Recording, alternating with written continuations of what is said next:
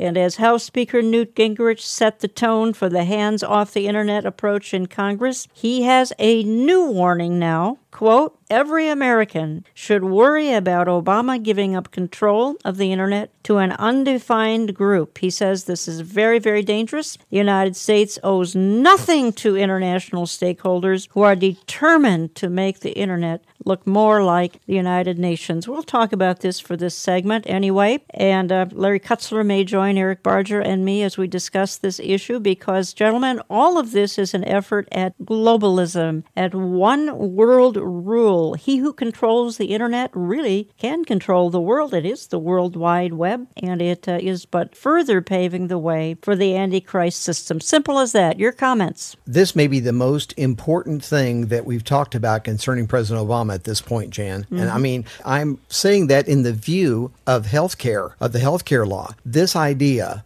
means the dismantling of free speech in America, because if you've got the left-wing media, which is exactly what they are, being silent on many issues that need to be discussed and talked about, that the public needs to be aware of. And now if the internet is in the control of either a UN body or a UN-like body, who knows what's going to happen as far as free speech and the whole idea of hate speech crimes coming out of this. So there's so many things in this Pandora's box, it's hard to know where to start. We've even got people on the left speaking up. We've got Bill Clinton, we've got others. Let's just play this real quickly. Meantime, Bill Clinton speaking out against U.S. plans to hand over control of the internet. Countries like Russia and China eager for some control. President Clinton saying this is what those countries are really after. The United States has been by far the country most committed to keeping the internet free and open and uninterrupted. And a lot of these people who say they want multi-stakeholder control over domain names and internet access, what they really do is want the ability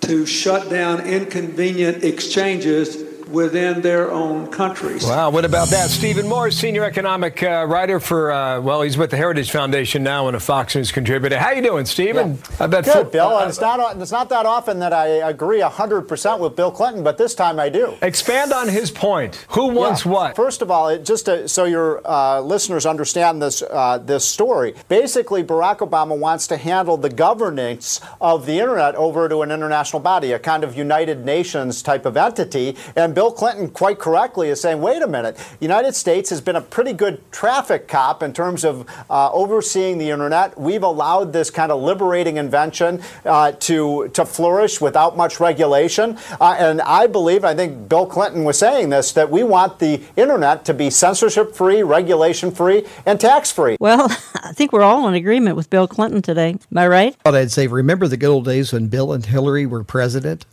Well, so we're longing for those days, is that right? Well, not really, but in this case, I certainly am, because he's absolutely correct about this. And I've just got to speak to those who are not on the internet. Many of our listenership probably don't own a computer, don't want to, don't care. This is something you need to care about, because every single weekend we bring you information that we would not have found out about were it not for the internet. The internet is the spout for the information, be it good or bad, but it is a way to find out what's going on around the world. If this is taken over by anyone else that doesn't have free speech and a First Amendment attitude in mind, then we're in trouble as far as what we're able to learn and what we're able to find out. And of course, this will be a great tool for Antichrist to be able to shut off communications between people so that people won't know what's going on around the world, and we're seeing a microcosm of it right now.